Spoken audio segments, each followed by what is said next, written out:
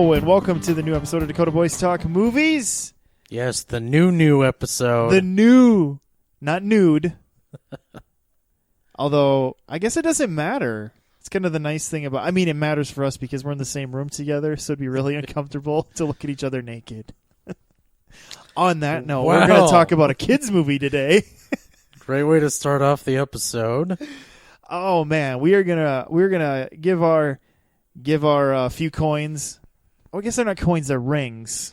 Yeah. We're gonna throw in our 2 rings on the new Sonic the Hedgehog movie. Coins is that other loser with the failed movie franchise. Yeah, we're gonna get to that in a minute when we talk about this movie because I have some thoughts on how they burned Mario a little bit in this movie.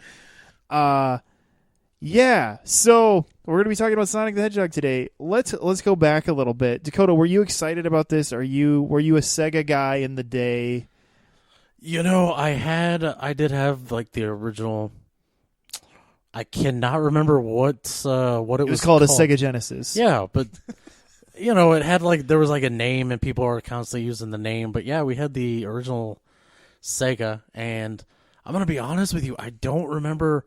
There was the side quest game where you were shooting people, and then there was it was like a flight simulator one, and okay. I just had the most random because it was at a time when they weren't really showing trailers, putting out trailers that you would watch online. It's you saw a commercial playing for a game, you're like, that looks so cool, I want that. Yeah, and if you were lucky, you lived close to a movie rental place that also rented video games, and then you could at least try them for a few days, see if they were worth getting. I remember, now we're going to go way off here, but we had a rental place in my hometown for a while, and you could rent a Super Nintendo by the day, like the console. Oh, nice. And then, and I remember my brother rented it, and then the game he got was this Star Trek, with the original series people game for Super Nintendo. Oh. And it was I remember when I was a kid, that game was just mind-blowingly hard. You had to memorize patterns of how to get through places and stuff, and I'm just oh, this game is so hard. And now it's probably just because it was 8 and up or something. But yeah, so you had, but did you have the Sonic games in? I had the first one. And, it was at a time when it's if you had a Game Boy, you kind of had to have Tetris. It was just a thing, it was a fad, or not having a Super Nintendo, or having a Super Nintendo and not having Mario Bros. 3, just stuff like that, Yeah, sure. Yeah, I was the one who mooched off of friends. So I had a friend who had a Sega, and he had, the first Sonic, the second Sonic, Sonic Spinball, Sonic and Knuckles, plus a bunch of other Sega games like Doom, and then he had the 32X. So the graphics were supposed to be better. Although it'd be interesting to go back. I'm sure somebody's done a side by side on YouTube. I wonder how much that. I mean, I know obviously it was supposed to double the enhance, from 60 to 32, but I wonder how much of a difference that really made. Because you just plugged it into the Sega. Well, that was back in the day when, any improvement was oh my gosh, we're living in the future. Yeah, like when Nintendo added Rob or the Power Glove. Oh my gosh, we're gonna have flying cars in 3 months. I just know it. Yeah, kind of going further off topic. I do remember when. No, let's go there. Follow those rabbits. I remember when the original PlayStation came out, I would look at the graphics for the games for that, and then back at the graphics for the N64, and I'm man, that's a world of difference here, man. And it's funny because, okay, yeah, so the PlayStation 1 was technically supposed to be better and newer or whatever than the 64, but sometimes when you go back, you're some 64 games looked better. Yeah. And I think it was just because it was just that awkward era of blockiness. Whereas when you played Mario 64, it wasn't blocky because it was cartoony. Yeah. And, well, okay, it was a little blocky still maybe, but, it was just oh my gosh, when I think about Oh, God. Some of those like first-person shooter games that were for the PlayStation 1. Yeah. Oh, how do you even know where you were going half the time? Because you'd be like halfway through a wall because of the weird blockiness of it when you turned. And oh, my gosh. Yeah. But Sonic has seemed like he's just one of those characters that has stood the test of time.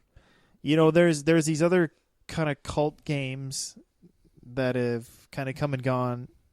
It just seems like he's the Mario of Sega. He's the one that just lingers. Now it just sounds bad though. Now it sounds like he's a fart. but I mean, you know, he's had multiple TV shows, comics. Yeah. They always figure out ways to bring him back. Now he's even done games where he's crossed over with Mario. You know, and they've expanded the characters that are in the Sonic world. I mean, because Sonic Boom, my kids started watching Sonic Boom a few years ago, and it's got like Styx. There's like this one named Styx, and then there's like then there's one that's just named normal, like Lucy or something. And so yeah, it's just like I don't know. He's always just kind of been around, and so I can't remember how. I feel like there's been like a talk of a Sonic movie for forever. Yeah, there's always been somebody trying to, you know, like, it's gonna get made one of these days, you know, kind of things. Yeah, I do remember hearing about it all the way back in like early 2000s. Like, oh, we're gonna make a Sonic movie.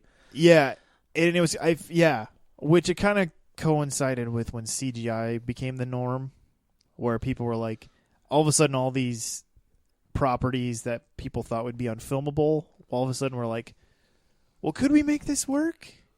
You know, you know, and then you had the breakthrough of like characters like Gollum in the Lord of the Rings series. And then people are like, maybe we can make this work. Of course, that was motion capture. Yeah. But it was just kind of showing, like, maybe there is a way to make this work. You know, and even with the Mario and Zelda are always kind of the other two teased about movies, too. We're like, well, maybe they're going to try to make one of those into a movie now. And it doesn't even have to be live action and stuff. And then it was a few years, I don't know, maybe less than a few years ago even. It feels like this movie was, like, announced.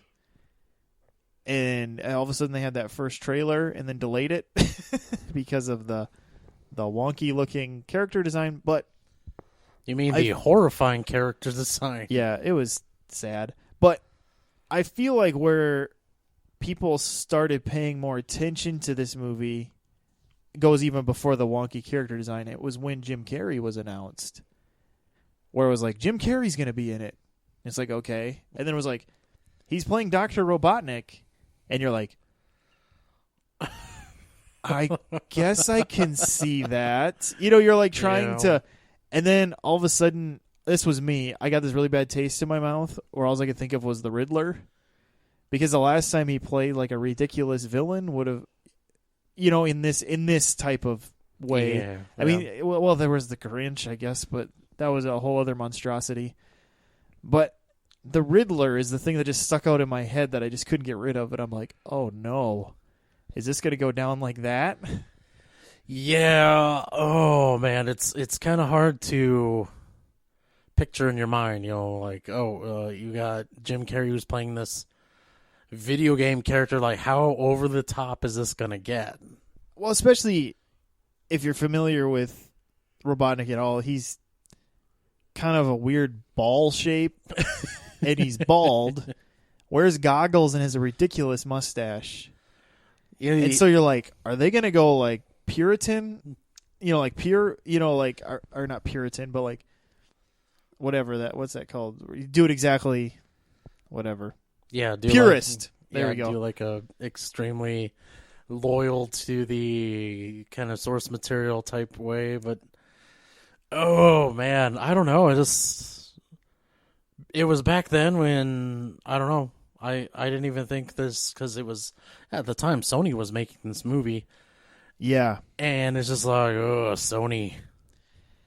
Yeah. Yeah. Sony's had a little rough patch there.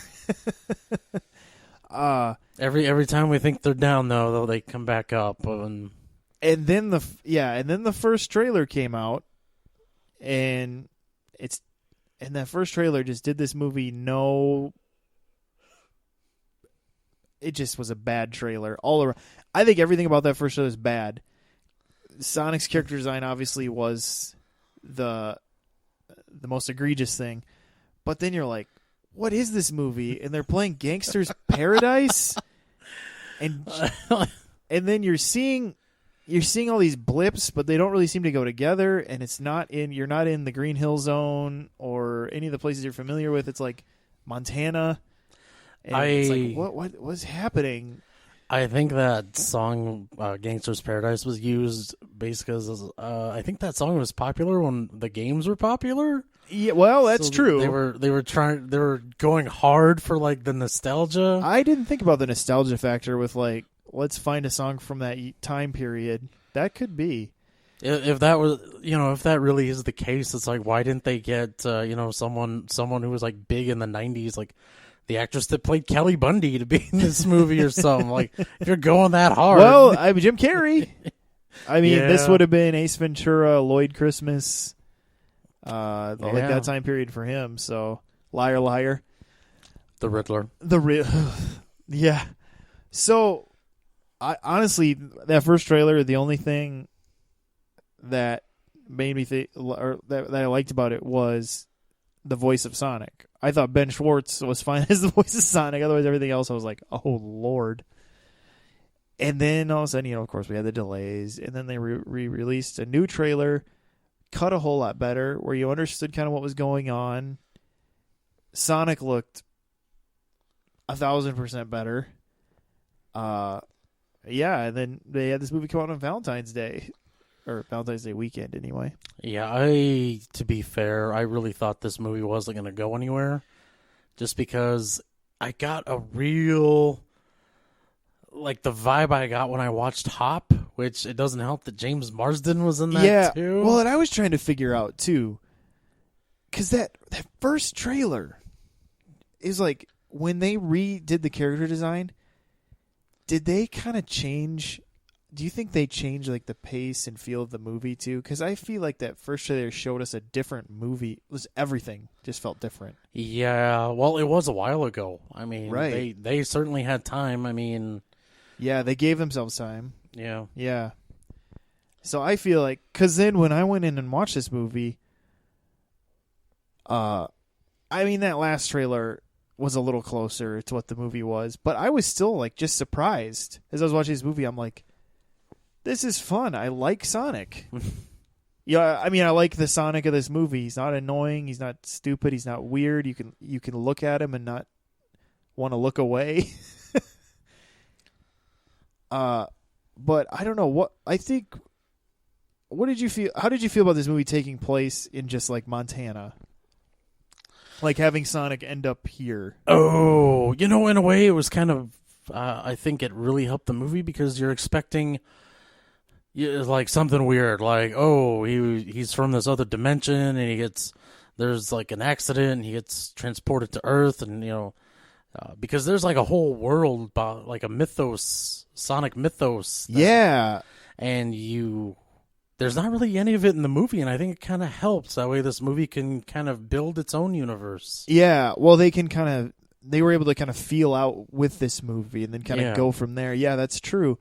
Because how this movie starts, and I don't remember if this is something they added in later games, that the rings, I don't know if you're familiar with Sonic games, you collect these rings, and they kind of are what keep you alive a little bit, because they bounce away from you whenever you'd get hit. Yeah. But if you were out, you'd die. He had these and the rings would act like a portal to different, was it dimensions, or they were just portals to different parts of the galaxy, or I guess it was dimensions is what it was. Yeah, they don't exactly go into it. I don't know if that's something they added later in the games or if that was something made up for this movie. Either way, it worked well, where Sonic was this gift, like this creature with this gift from a place raised by this owl teacher. But she has him run away to keep away from this enemy that you're still not totally familiar with. Although, did you notice their braids kind of almost looked like Knuckles' hair? Yeah, a little bit. I don't know what they're going to go anywhere with that. But anyway, this is when he's still young, and so he's just kind of bouncing around on the run and ends up living on Earth for a longer period and then liking it on Earth. And he's so lonely that he's friends with James Marsden and his wife, but they don't know he's friends with them because he just like watches them from a distance, yeah. Which I think is hilarious. Like he just like enjoys being with them, but they don't know that he's enjoying being with them. And yeah, I thought that worked well. Just having him kind of be like, he's on the run and he's lonely and he wants to have a life and yeah, then of course you have what you kind of know from the trailer where he ends up with James Marsden kind of on the run a little bit. How'd you feel about Robotnik being hired by the government? Didn't that feel a little irresponsible that the government would like who would hire that guy? Robotnik seems about as he's the least stable person you've ever met. Yeah, I felt like there should have been like a scene where like the generals or whatever are arguing about it, and one of them's like, "Damn it, but he gets results." Well, and that's kind of what they were saying, basically.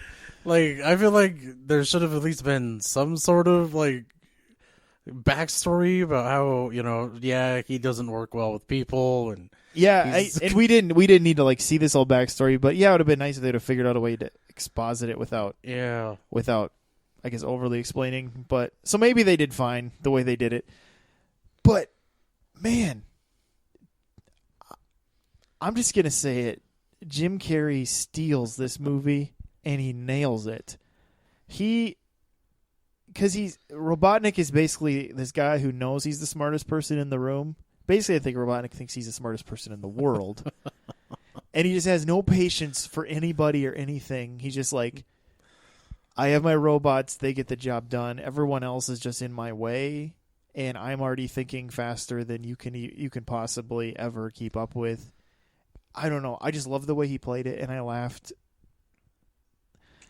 I just laughed so hard the whole time at everything about him. I really was not expecting him to be that good. It's vintage Jim Carrey. Yeah, it's like refreshingly fun Jim Carrey because he can sometimes go a little too far into the mean, but I feel like he balanced it well in this one where he was never like, it was never just like, it was still goofy, cartoony. Yeah. And I just found it just so fun. Yeah. Okay, so I want to get to the Mario bashing. I think there was a slight Mario bashing in this, Dakota, and I want to see if you caught it. So okay. Sonic has this contingency plan, and it's like this place he's gonna go if he knows he could get caught because he knows something about him is special, his speed, his power. And this place he's going to go to is a place that has no life and is sad and is drab and is terrible. And it's a world of mushrooms.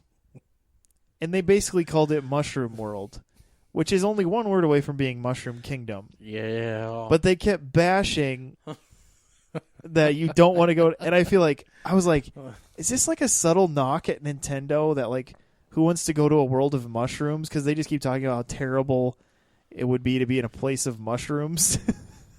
I mean, that had to be a little bit of a Nintendo knock, right? Yeah, which, oh, man.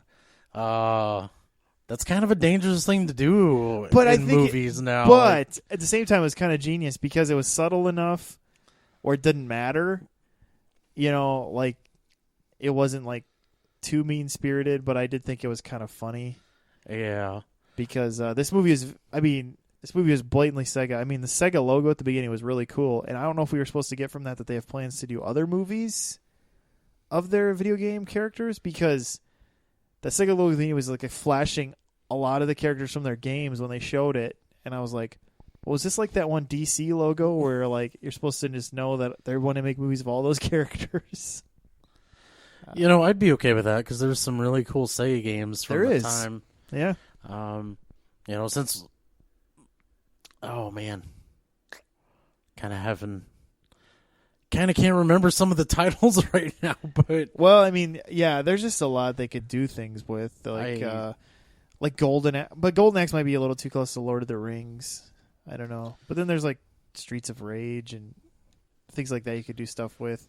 Pac-Man-ish is kind of, I mean, that's Namco, but yeah. So I don't know that. I guess a lot of this movie worked for me, which I just didn't expect that. It just seemed like they found a way to have fun, and like you said, it was like they kept this movie open enough and didn't paint themselves into too many corners, like mistakes like movies like The Mummy makes, where they're trying to plan so many other things they want to do next that it bogs down. Where it's like with this movie, you could tell that there was just like this freedom where they could just have fun with it, and it was open enough of a concept where they didn't box themselves into setting up sequels.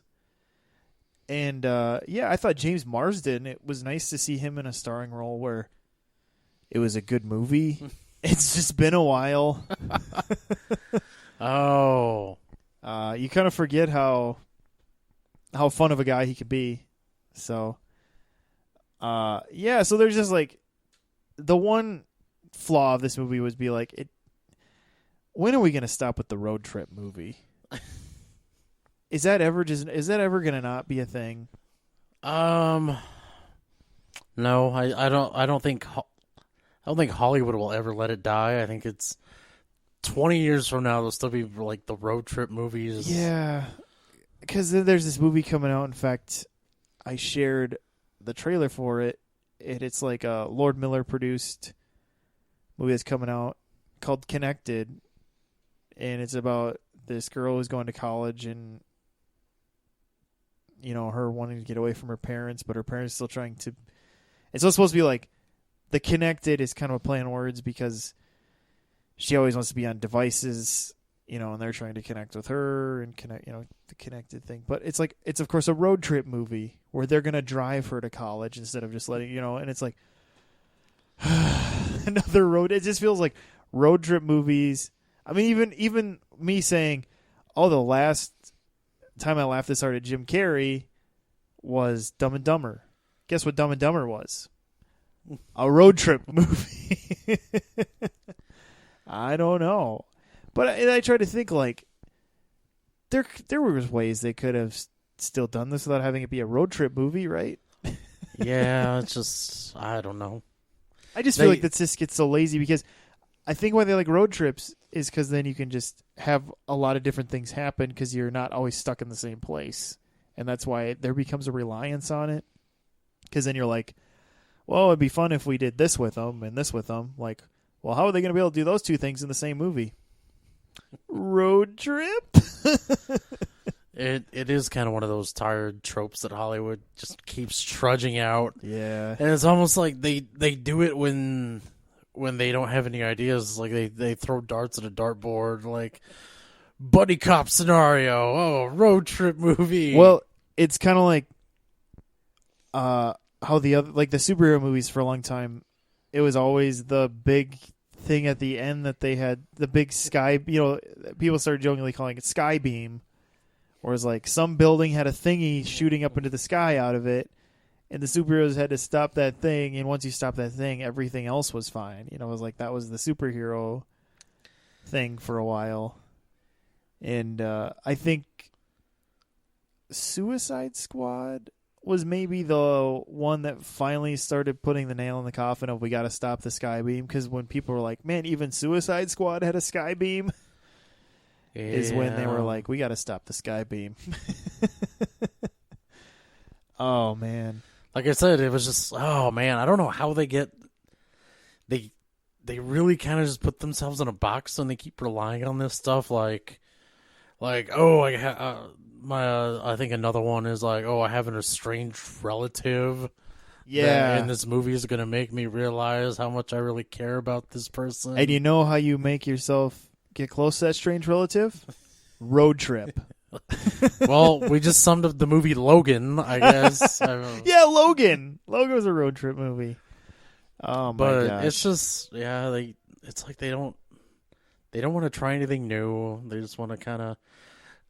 I think the buddy cop one should be brought back more. Yeah, that one kind of finally died here for a while. Like I'm waiting for the cop movie where it's like a new young cop who's like tech savvy and he was like, "Oh, forensics, that's how we're gonna catch these people." Yeah, who would be in that movie now? I feel like we're beyond. Like it wouldn't be Andy Samberg. It'd be somebody. Zac Efron's too old now.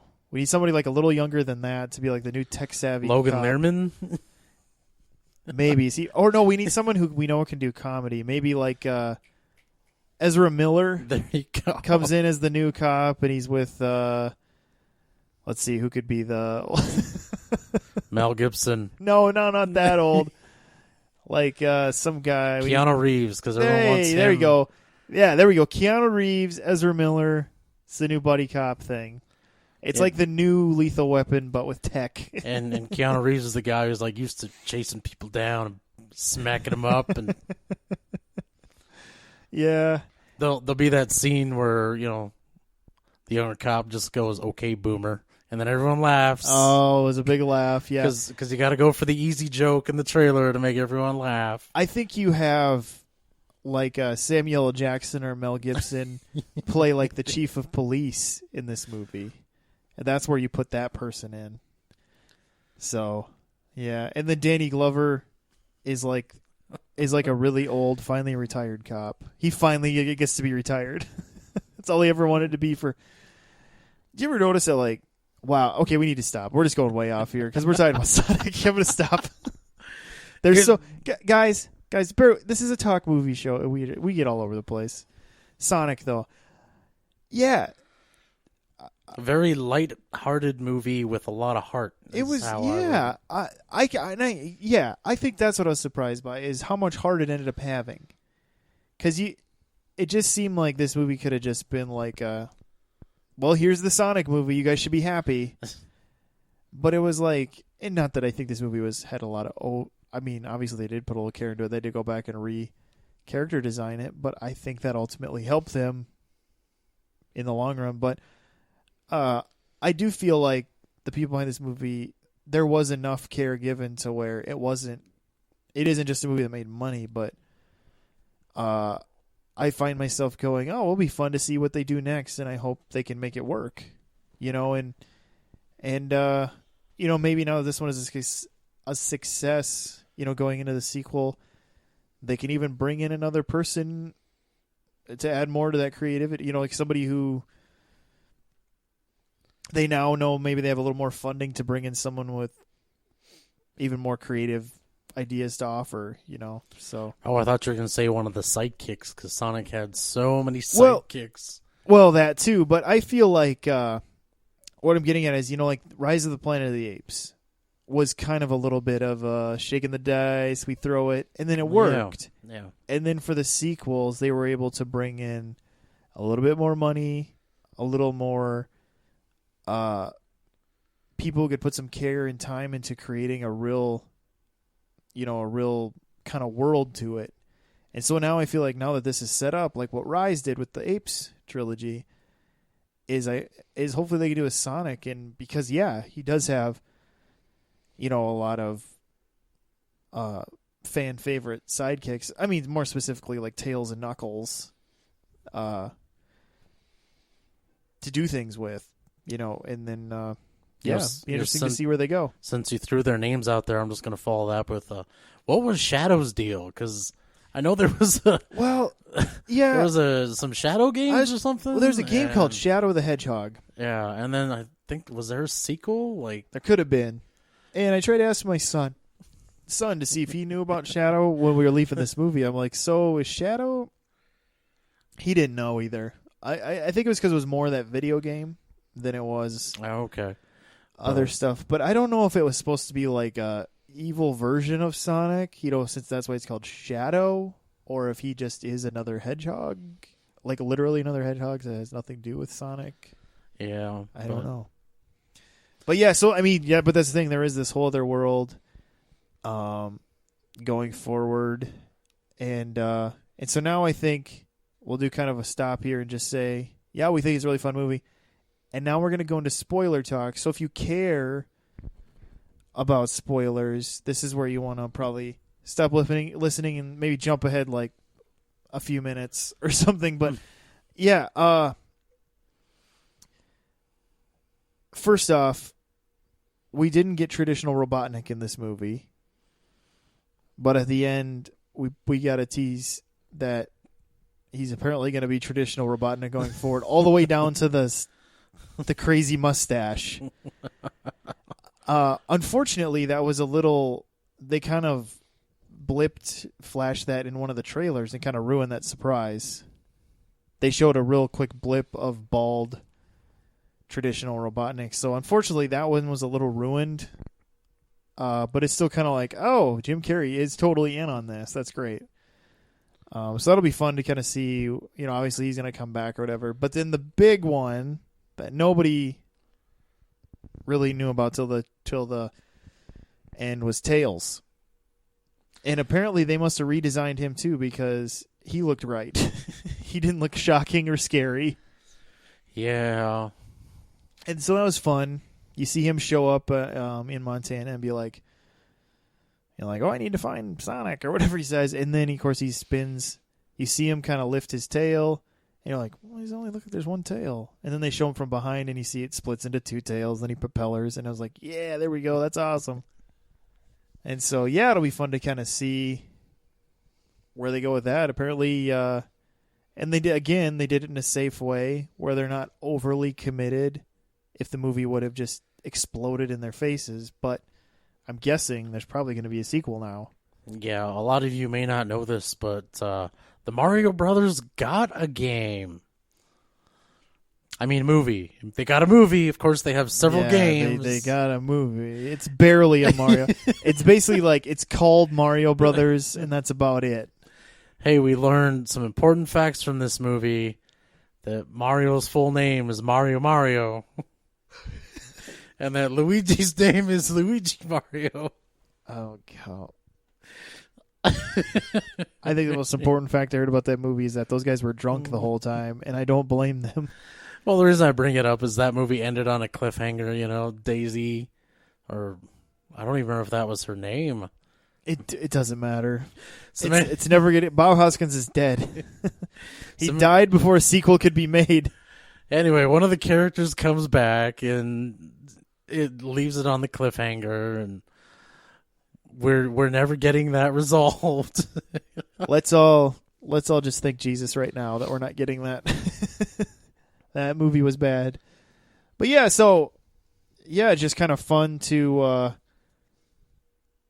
I went in, and I wouldn't say I even went in with my arms crossed being like, all right, prove that you're worth anything, Sonic. But I just went in thinking like, well, I guess we'll see what this is, because it was really hard to tell after the whole redesign stuff. But man, I was kind of shocked at how much care and effort went into this movie. Yeah, and I think that's what I'm saying. It's like there did seem to be some effort. Yeah, like I said, just top. That's the first thing I thought of when I saw that trailer. Just saw James Marsden in a vehicle with a CGI animated character. This time a hedgehog and not a bunny. And not I was the like, Easter Bunny. It's like, oh, here we go again, James Marsden. Yeah. When is he going to get his break? Yeah, but I think he has to actually be given one. Yeah. I think it was decided way before in the X-Men movies that no, he's never going to be the team leader. Never. He's just going to be. Yeah, it's going to be Jean Grey's boyfriend. Jean Grey's boyfriend until he's dead. Oh man. They killed him because he went to go work on Superman Returns. Come on. Yeah, that's true. He followed Bryan Singer. That was a bad mistake. So anyway, Sonic the Hedgehog is a good movie worth checking out. If you miss it in theaters, I mean, I wouldn't sweat it. It'd still be just as good at home. Oh, that's your... No, I'm kidding. Yeah, this was a good movie, but I think you can... If you want to wait, that's fine.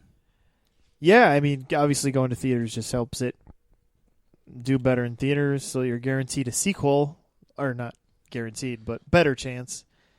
But yeah, it's definitely worth checking out, especially if you have kids. It's pretty tame. You know, it's just like it's a lot of cartoony type violence. Nothing too crazy. Well, it's not.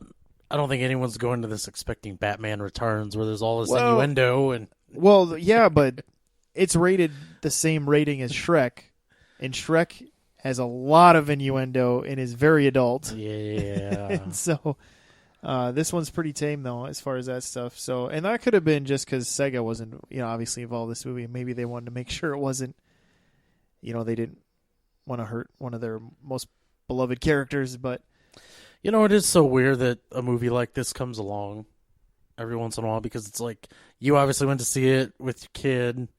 And you guys like got a bond over something. It's like so rare that you could do that anymore. Yeah. I mean, if it weren't for the Lego movies and Spider-Verse, that's about it. Otherwise, yeah, it's pretty rare. Yeah, I keep hearing from people that are watching Picard. Like, I remember watching Star Trek Next Generation with my dad. And it's like, I don't think I can watch this show with my kids. Yeah. Yeah, it's funny to think that certain episodes of Next Generation were considered like, oh, is this too far for kids? It's like now Picard is TVMA. Yeah. But, well, on that note, thank you for listening to this episode of Dakota Boys Talk Movies, where we reviewed Sonic the Hedgehog. Yeah, and I guess you can review us. There are ways you can either just, whatever, like this episode or give us ratings on whatever podcast device catcher app thingy you listen to it on. You can subscribe to us in those places. Follow us on Facebook. We try to always just put random things or trailers and all our updates on our Facebook page, so it's always a good place to follow us. And yeah, we just thank you for listening to this episode. So this is Steven. This is Dakota. See you later.